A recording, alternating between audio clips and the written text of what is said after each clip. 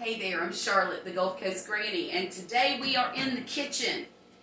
And the reason we're in the kitchen is because I got this handy-dandy little fermenting kit at Walmart the other day. And it has a burping lid, it's a quart-sized jar, and it's enough for me to learn how to do this. I've never fermented anything before, so today I'm going to start. And my first project is going to be red onions, because I love the taste of pickled onions on just about anything. Hamburgers, tacos, salads, some of the new Korean dishes that I'm learning how to make. So I've taken the ends off this onion and now I'm just going to peel it. The recipe that I found on the internet is enough for one jar with 3 large red onions. Cut it in half. And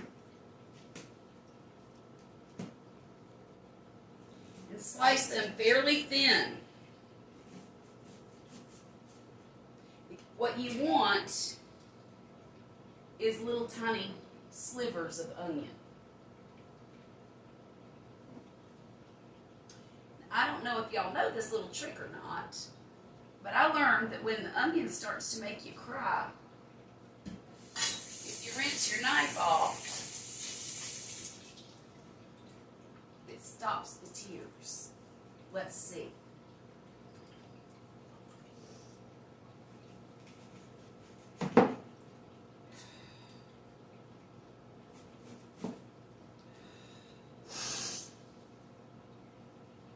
Oh, y'all, it's not working.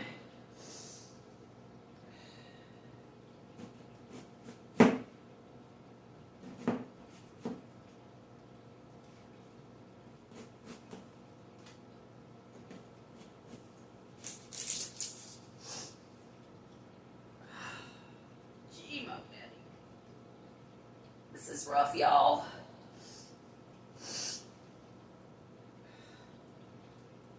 I'm suffering so bad. Well, I'm going to tell you what I think. This is a pretty sharp knife, but this serrated edge works a lot better to make them really thin, because you can grab what you're doing.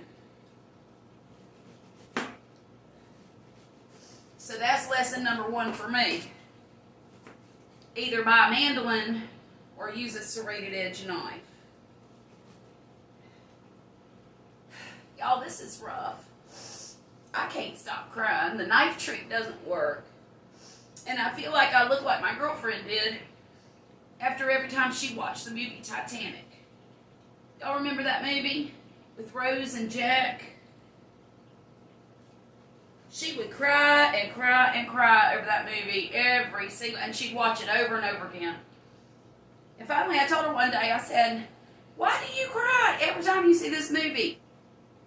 You know the ending. You know Jack's going to turn into a popsicle at the end. Don't cry.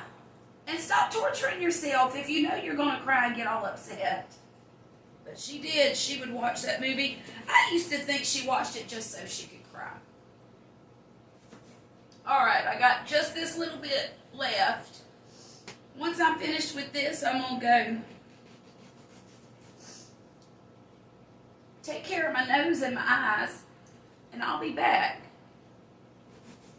to finish the rest of this recipe. All right. Whew. That was no joke, y'all, and I'm still afraid to touch these because I don't know if they're going to make me cry. But I will say this. I got a lot better at cutting them as I went. These are a little thick, but I'm going to try them anyway. And then by the end, I started getting them really thin. See how you can twist them? So now I know. Now I know to use that serrated edge because it definitely works better. Now we're going to put these onions in a bowl. And we're going to open this pickling salt. It does not contain iodine. I don't know if that makes a difference or not, but all the recipes I read said to use kosher salt or pickled salt.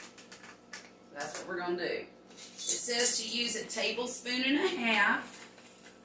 Well, there's one. We're going to sprinkle it all over the onions. I don't have a 1/2 tablespoon measuring spoon, so I'm just going to eyeball a half. See, it's almost full, y'all. But we're going to massage these onions until they're kind of soft, is what the directions say. I'm not quite sure what that means, but that's what it wants us to do. But they need to release some liquid, and that salt will help them do that. Oh my gosh. This is not fun. Y'all, I need a face shield for this. This is crazy. Oh, they smell good, but they sure are potent. Okay, so I'm finished massaging these things because I'm about to choke to death. I'll be right back. Right, y'all, our 15 minutes are up and I'm feeling a little better now. And I'm armed this time with tongs, and I'm not going to touch this stuff. The directions say to put your onions in the jar with the salt and everything on them.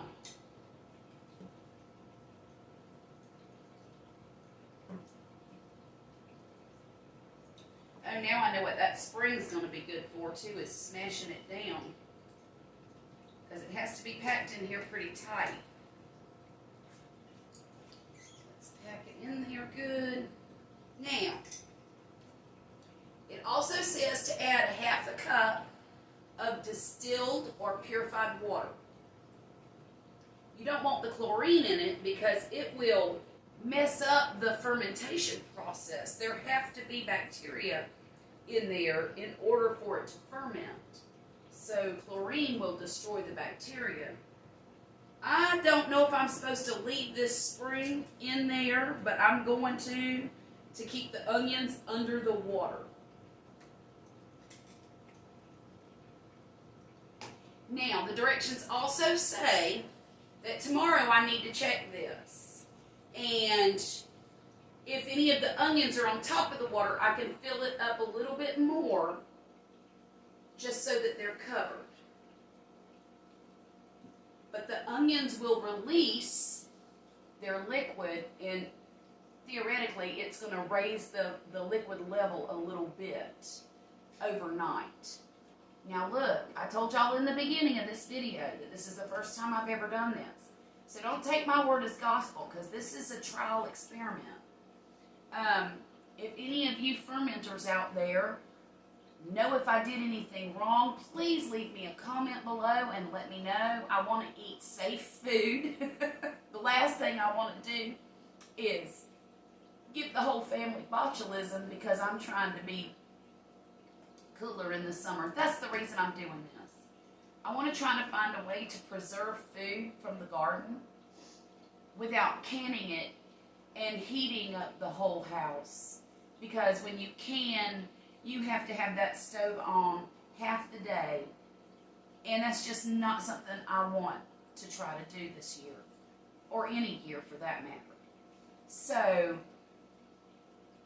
I'm going to come back in 5 days, because that's how long it's supposed to take this to work. And we'll see what happens, alright? If you want to see any more of my kitchen videos, I'll put a link in a box right over here. So that way y'all can click on that playlist and watch anything you want to. Y'all have a wonderful day, and I'll talk to you again real soon, alright?